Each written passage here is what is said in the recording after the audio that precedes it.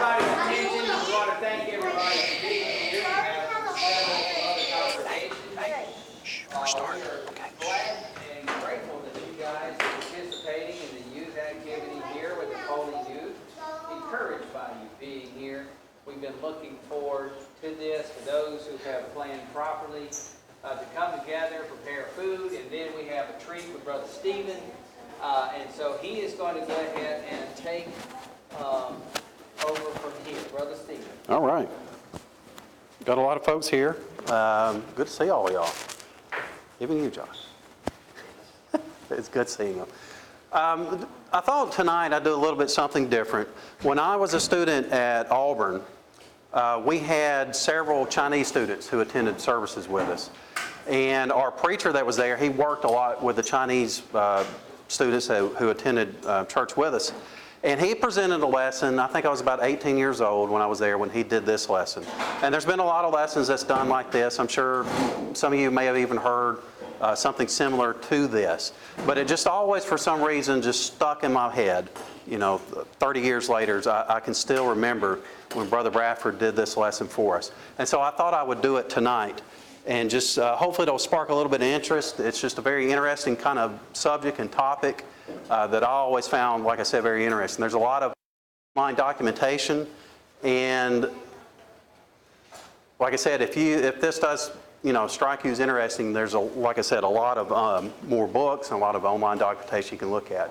What we're going to talk about tonight is the Chinese language. I can't speak Mandarin. I can't read Chinese. I don't know if anybody else in here is like me, or if you can. But it is a very fascinating language. As a matter of fact, it's thought to be about 4,000 to 6,000 years old.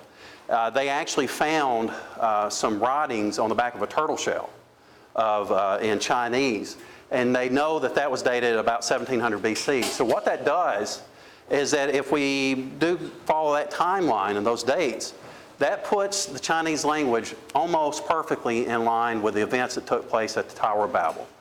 Now, do you remember what happened at the Tower of Babel? Y'all remember that story? Okay, you remember how many languages did they speak before the Tower of Babel? Just one. Everybody spoke one language. And this is a few hundred years after the events of Noah and the ark. And it said the people started gathering from the east, and they gathered in one place, and they were going to build this tower up to heaven. And God looked down and he said, this isn't a good idea. So what we're going to do, we're going to confuse their languages so that they will split off from each other and that they will start populating the earth a little bit quicker. And so he went down and it says he confused their languages. And then we had all these different languages that came out of that event. And so the Chinese language almost fits perfectly with that timeline. Always go back to the Tower of Babel.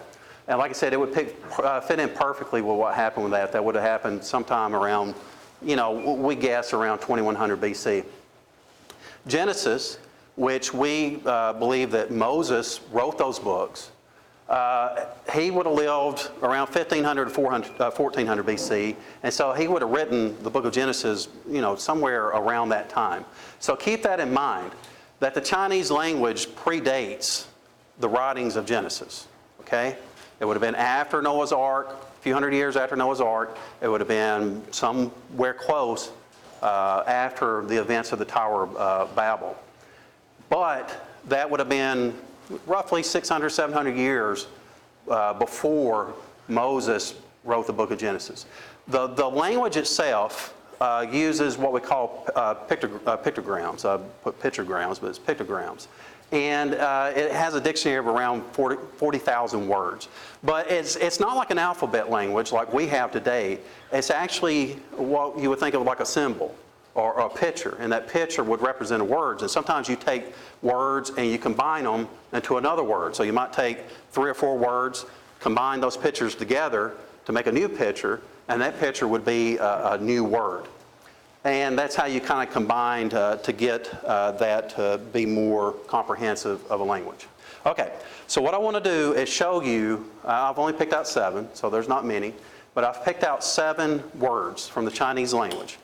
And what I'm hoping to show you is how the Bible story, those events that took place in Genesis, from Genesis 1 up to Genesis 9, All those stories are embedded in the Chinese language.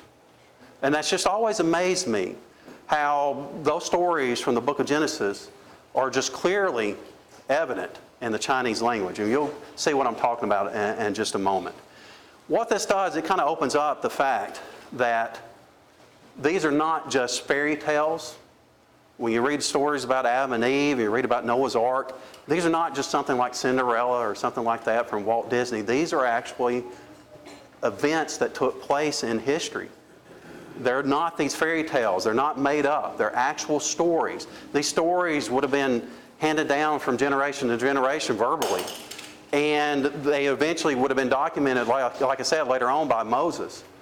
But they would have been, they would have been talking about, oh, you remember great-great-great-granddad talking about Noah when he first got off the ark? Or you remember when they were talking about the story of creation and things like that? Just like we do today and how we verbally keep these stories alive through generation through generation.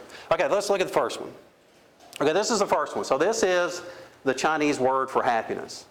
And it is made up of several words that are combined to make up this one pictogram for the word happiness. Actually, it's a combination of these 4 words. And when you combine those 4 words together, you get the word for happiness. This first one, that first symbol, means God. So you have to take the word for God, you combine it with the word one, you combine that with the word for man, and then you combine it with the word garden. If you combine all 4 of those together, you get the Chinese word for happiness. Now, why in the world would the Chinese word for happiness be a combination of God, one, man, and garden? Logically, that makes no sense whatsoever. But Abby, read Genesis 2, verse 7 for us.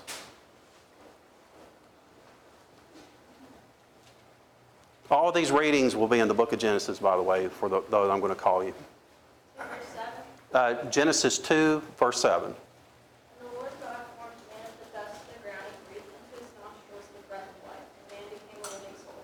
Okay. Genesis 2, 7. God created man. You have one man who is placed in this garden.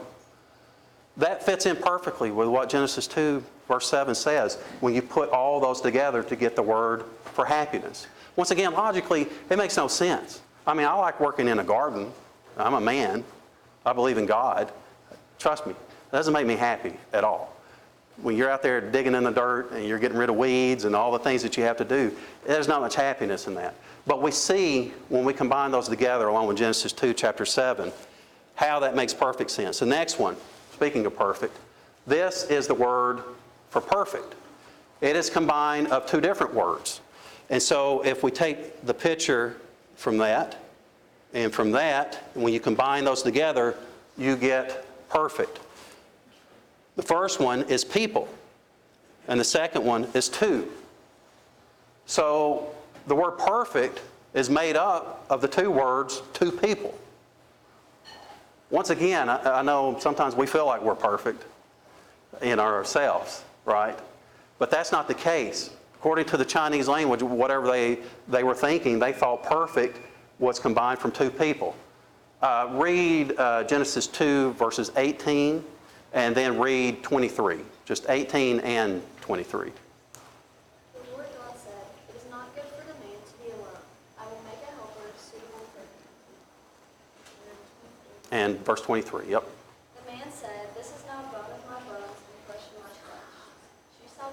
She shall be called woman, for she was taken out of man." Yeah. So God looks down, he sees that man, he's alone. There's just one of him. There's one person. And he says, you know what, that's not good. We need to make him a helpmeet. We need to give him a second person. So God creates Eve. And those 2 people, God looked down and he said, yeah, this is a good thing. So we see that fits in perfectly with what Genesis chapter 2, 18 and 23 says. 2 people, that's what was perfect. Having those 2 together. Let's look at the next one. This one, this is a good one. This is the Chinese word for forbidden. So, okay, so what's something that's forbidden? Josh, what is something forbidden? Not something forbidden in your house, but what does it mean to be forbidden? Yeah, you're not allowed to do it, right? Very good. You're not allowed to do it. It's forbidden. You're not supposed to be doing it. This is made up of the following two words. Anybody want to take a guess on what this one is? Snake. Huh? No. Think about it. There's two of them, right? Two pictures side by side. That is the word for two trees. The other one is for command. So when you take the picture for two trees, you combine that with the picture for command, you get forbidden. Once again, that's so illogical unless you understand the Genesis account, unless you know what that's talking about. Genesis chapter 2, verses 9.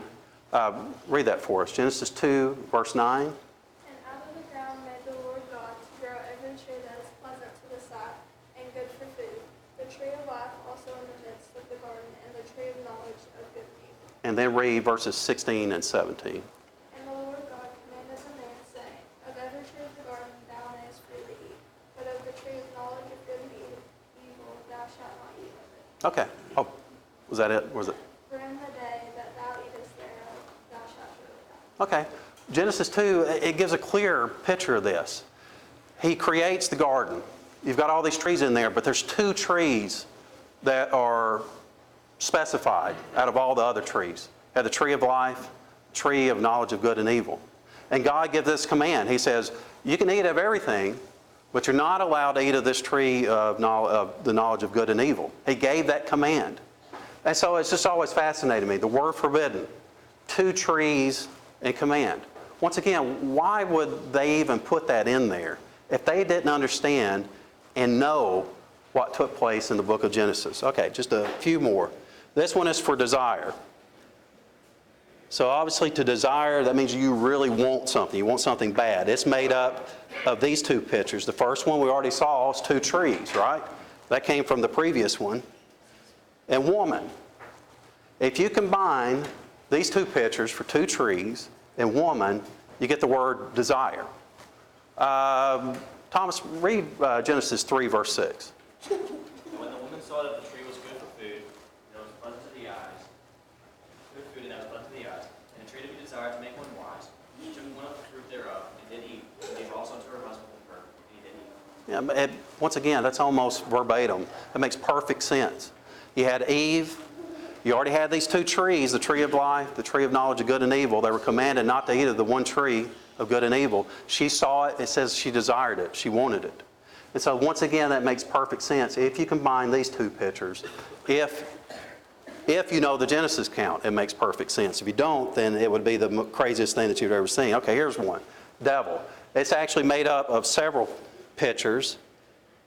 You have this first one, second one, third, and fourth. And when you combine all four of these together, you get the word devil. You have the first one, which is life. Second, which is garden. The third, which is man. And the fourth, which is secret. Once again, it's just not coincidence. You can't sit there and say, well, the Chinese, they just randomly picked some of these other pictures to make this one word that means devil. When you combine life, garden, man, and secret, probably don't even have to read Genesis 3, verses 1 and 5. But what do you think this is referring to? Yeah, go ahead. And the serpent was more cunning than any beast of it which the Lord had. And he said to the woman, As God indeed said, you shall not eat of every tree of the garden. And the woman said to the serpent, You may eat the fruit of the trees of the garden, or the fruit of the tree which is in the midst of the garden. God has said, You shall not eat it, nor shall you touch it, lest you die. And the serpent said to the woman, You will surely not die, for God knows that in the day you eat of it, your eyes will be opened, and you will be like God, knowing good. Yeah. So once again, that makes perfect sense when you read Genesis 3, verses 1 through 5. That's why if you combine this picture for garden, a secret, you had man that would be in the garden, and life. All those things, if you put those together, come up with the word for devil. Pain and sorrow. This is made up of three different ones. We already saw this one. What's? Two trees. We know that one. You have under and man. Yeah, you already knew that this was man. So pain and sorrow. To the Chinese, pain and sorrow represented an event that took place where there was two trees under man. You had man who was under these two trees. Once again, to them, that represented pain and sorrow. Genesis 3, verses 17 through 24. Anybody else want to read? Go ahead, Zoe. Genesis 3, 17 through 24. And to Adam he said, because you have listened to the voice of your wife, and have eaten of the tree, of which I commanded you, you shall not eat of it. Cursed is the ground because of you. In pain you shall eat of it all the days of your life. Thorns and Thorns and thistles. And that's good enough, Zoe. So this is the punishment. This is the punishment that happened to Adam and Eve, and this is the one that was specified to Adam. He said, because that you've done this, because you ate of the tree of knowledge and good and evil, you're going to be in a lot of pain. You're going to have to work hard for the land. It's not going to be easy like it used to. And so that makes perfect sense, once again, to the Chinese, why this would represent pain and sorrow. Okay, we got one more. Boat and ship. It's actually made up of these three pictures. I've always liked this one. So the first one. So remember, this is the word for boat and ship. You have a vessel. So if you combine the word vessel with 8 and the word people, you come up with boat and ship. Once again, that can't just be coincidence. It can't be that they just randomly said, oh, we're going to combine vessel, 8, and people to make the word ship. They can't be like that. Okay, then this is the last one. Somebody read Genesis 7, verses 6 through 7. Noah was 600 years old when the flood waters were on the earth. So Noah with his sons, his wife, and his wife's sons, and his sons' wives went on to the ark because of the waters. Okay, so how many people? There was Noah, his wife. How many sons did he have? Remember, had 3, right? He had 3 sons, and they're their wives. That gives you what? Gives you 8. 8 people on this vessel. Once again, that makes perfect sense. If you understand the Genesis account, that makes perfect sense why you would combine those pictures together to come up for that word for boat or ship. Like I said, this has always just fascinated me to know that embedded in this language that dates back to the Tower of Babel, they would have known these stories. They would have heard these stories. And they took those and they made their language based off that. Not the whole language, obviously, but some of these specific words were based off the Genesis account. And there's a lot more. You can go and do a lot of research. These are only 7. There's a whole lot more that you can look at. And it's clear that they had spelled out those stories for those first 9 chapters in Genesis within their language. Now, what's the big picture? What does this mean? Well, it's fascinating. It's interesting, right? But what's the real big lessons to get out of it? And that is, one, don't ever think that these stories are just fairy tales and made up. A lot of people want to tell you that. They say, no, these things didn't really happen. They did. 2, we don't necessarily have to have the Bible to prove that the events that happened in the Bible were factual. We can go to outside sources. There's plenty of other ones. As a matter of fact, the story about Noah's Ark, it is found in almost every culture. Every group of people has some form of that story and that they tell, that they have told through generations. We can go to outside sources to prove that the events in the Bible were true. And like I said, it's just always kind of amazed me that this is just, it's right there. It's hidden in that language that's just perfectly clear if you know the Genesis account. And all it does is just to further our faith more.